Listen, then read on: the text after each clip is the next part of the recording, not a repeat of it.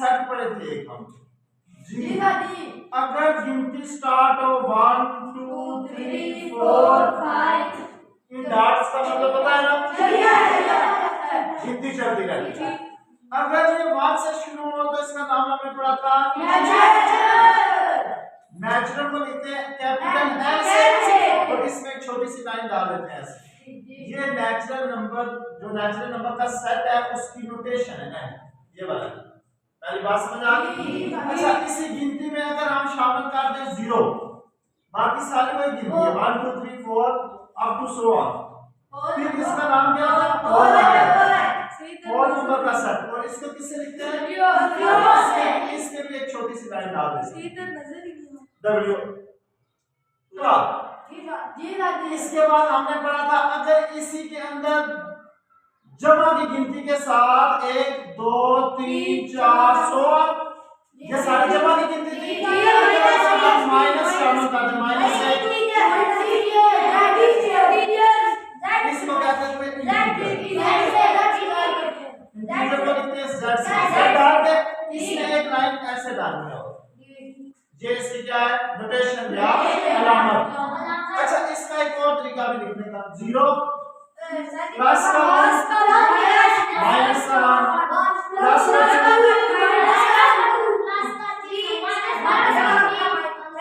दोनों तरीकों से सेट लिखा जाता है।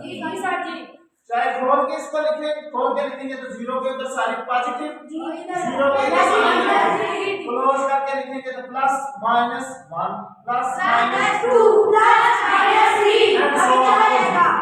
क्लियर है जी? इसके बाद हमने एक और फॉर्म पढ़ी थी p बाय q में जो सेट लिखे होते हैं।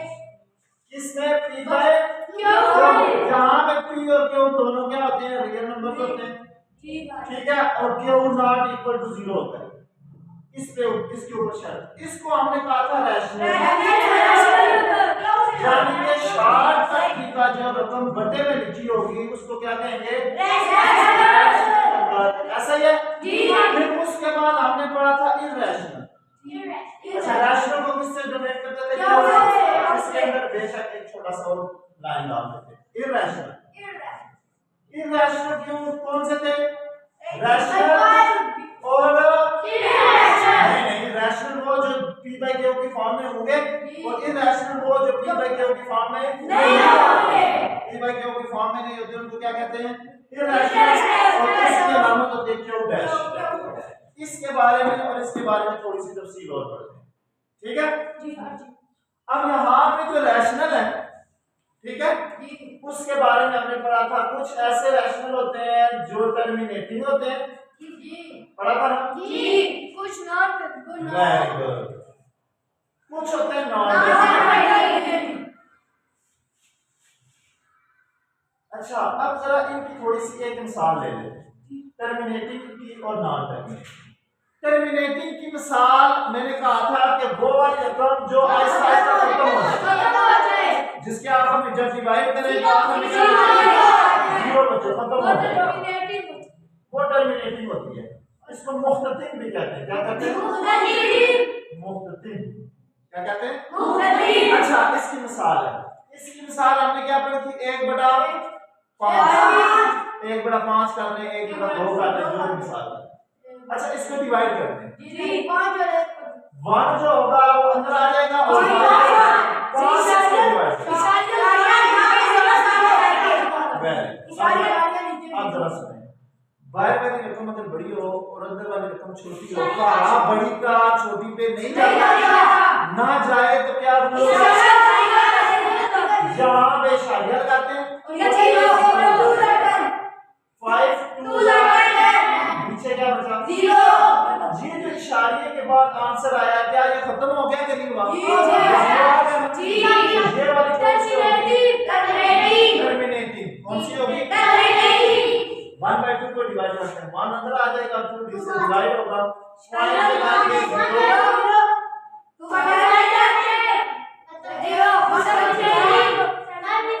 ये दोनों मिसालें जो दी हैं वो किसकी?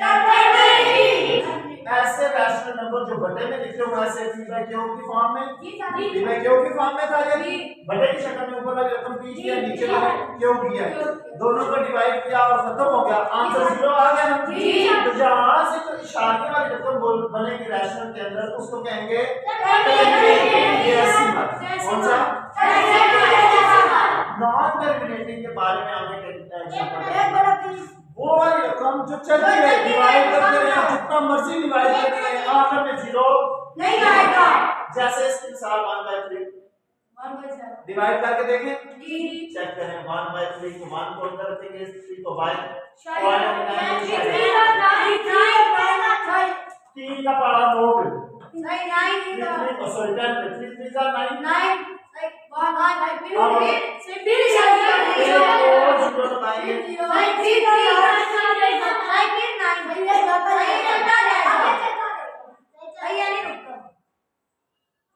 9, हर दफा मान नहीं बच रहा, हर दफा हम 0 नीचे उतार रहे, हर दफा मान बच रहा है, तो पढ़ा इसके आगे डाल देते हैं डॉट्स।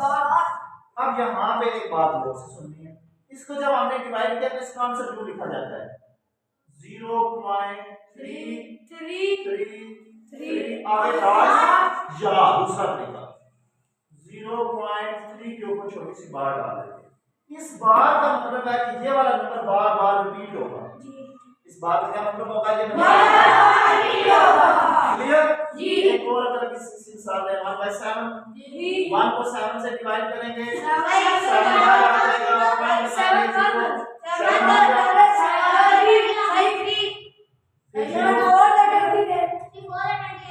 7 4s are क्या बचेगा 2, फिर 0 लगाएं 7 2s are 14, फिर 0 लगाएं 7 आ गया 7 7 6 4 बचेगा, फिर 0 लगाएं ये सिलसिला चलता जाएगा। आप जरा गौर से सुनिए दो बात। नॉन टर्मिनेटिंग के अंदर 2 केस होंगे। कितने केस? 2। अगर तो एक ही रकम का पढ़ा जाए, जैसे हर बार 3 का पढ़ा जा रहा है, हर बार 3 का पढ़ा जा रहा है, तो इसको बोलते हैं non terminating and recurring. Non terminating and recurring का मतलब बार बार आने वाले। अगर हर बार पढ़ा मुख्तलिफ जाए, वेरी गुड, इसका नाम होता है नॉन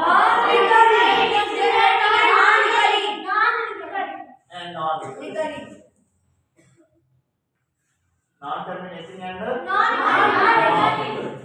कोई रकम रिपीट नहीं होगी। क्लियर है? इसका जवाब इसी तरह लिखा जाता है, सारे इनसे 4 इनसे लिख लेंगे, 3 इनसे लिख लेंगे, आगे डाल डाल। ठीक है बेटा, समझ आ गया?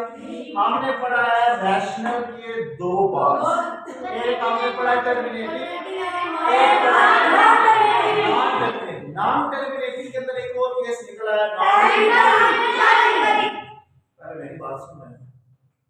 रैशनल के अंदर एक केस बना टर्मिनेटिंग जो खत्म हो जाए, ना खत्म होने में 2 केस आ गए। एक वो वाला केस आ गया जो एक जैसा होगा, और एक केस वो वाला आ गया जो आपका इनके फिर हमने नाम रखे।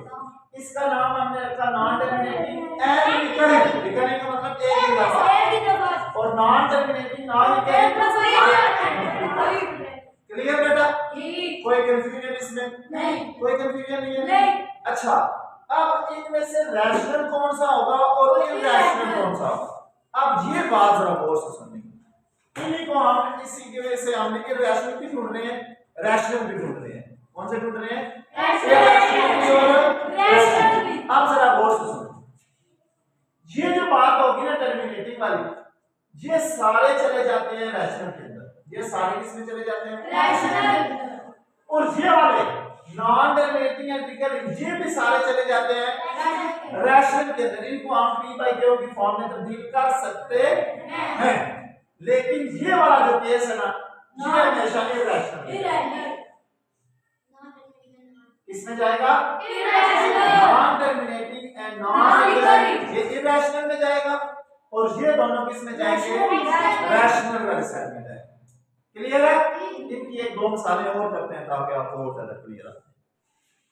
अच्छा जरा 0.125 एक रकम मैंने ये लिखी, एक लिखी मैंने 0.81 82 और आगे बढ़ा। फिर मैंने लिखा 0.12579 आगे बढ़ा। ये मैंने 3 रकमें लिखी हैं।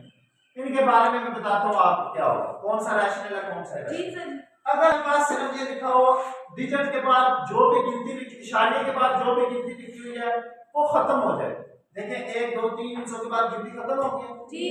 अगर गिनती हो जाए खत्म, अगर गिनती क्या हो जाए खत्म, फिर इसको कहते हैं रैशनल। फिर इसको क्या कहते हैं रैशनल नंबर। ठीक हो गया जी। अच्छा अगर इशारे के बाद गिनती हो जाए रिपीट, रिपीट का मतलब एक बार जोड़ा बार रिपीट हो। जैसे देखें ये 81 82 दफा आया, फिर 81 82 फिर 81 हर दफा रिपीट हो रहा है। इसको हम यूं भी लिख सकते हैं 0.81 82 के ऊपर बार, यानी ये रकम हर बार क्या होगी रिपीट होगी।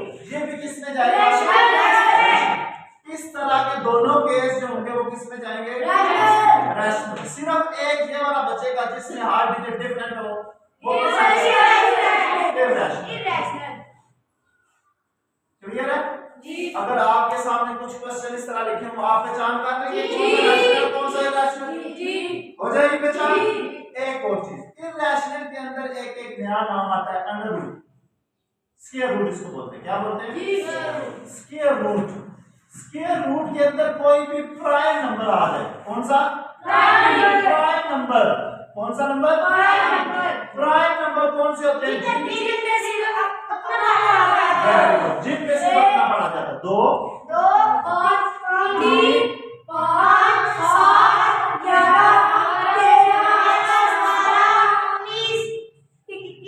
आगे ये सब जा रही है जो कैसा है इसमें सिर्फ और सिर्फ वो नंबर शामिल होगा जिनकी शामिल होगा अपना पढ़ा।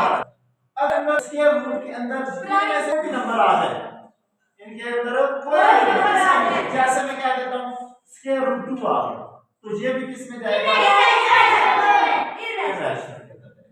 इसके अंदर जाएगा इरैशनल के अंदर। Square root 3 square root 5 square root 7 यानी जज़र के अंदर जो भी गिनती प्राइम नंबर में से होगी वो इसमें जाएगी।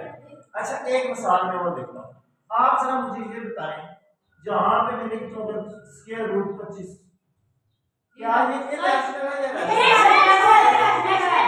जो कहते हैं अच्छा एक मिनट जो कहते हैं ये रैशनल है आप खड़ा करें नीचे कर रहे हैं, जो कहते हैं ये इरैशनल है कोई भी नहीं है फिर वजह बताएं जी आप बताएंगे क्या 25 को क्या क्यों नहीं है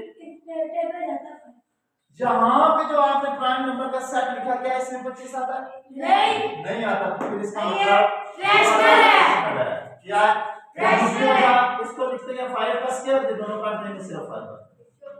क्लियर है जी समझ आ गया है ये वजह है।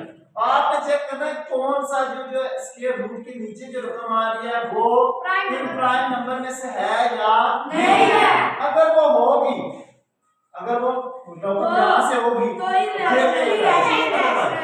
एक और लफ्ज यहां पे इस्तेमाल होता है ये वाला लफ्ज इसको क्या कहते हैं इसकी कीमत वैसे 20। अच्छा ये जरा देखिए ये p/q की शक्ल में है, हमने पढ़ा था जो p/q की शक्ल में है वो रैशनल है लेकिन इसको हम इरैशनल कह रहे हैं। ये अप्रॉक्सीमेटली इक्वल है एग्जैक्ट इक्वल नहीं है। इसकी कीमत जो हम लिखते हैं ये एग्जैक्ट इक्वल नहीं होती। एग्जैक्ट इक्वल का मतलब जैसे मैं लिखूं 2 बराबर है 2 के तो दोनों बिल्कुल एग्जैक्ट बराबर है ऐसा है। और अगर मैं लिखूं 2 बराबर है 2.1 के फिर ये ऊपर मत डालते हैं इसको बोलते हैं अप्रॉक्सीमेट तकरीबन बराबर है तकरीबन में और इसमें कितना फर्क है काफी सारा फर्क है तो लिहाजा इसको हम ऐसे नहीं p/q की शक्ल में है इसको कहना रैशनल चाहिए लेकिन इसकी ये कीमत एग्जैक्ट नहीं है। ये क्या देती है अप्रॉक्सीमेट देती है इस वजह से ये 5 इसमें चला जाता है ये रैशनल नंबर पता चल जाएंगे। कोई कंफ्यूजन नहीं। अब चलते हैं हम अपने एक्सरसाइज के ऊपर। Exercise 1.1 question number 2 question number 2 में हमने क्या पढ़ा था? हमने ये बताने थे कौन से रैशनल है और कौन से इरैशनल। क्लियर बेटा? जी। कोई यहाँ पे कोई बात पूछनी हो आपने? नहीं। कुछ नहीं पूछना? नहीं।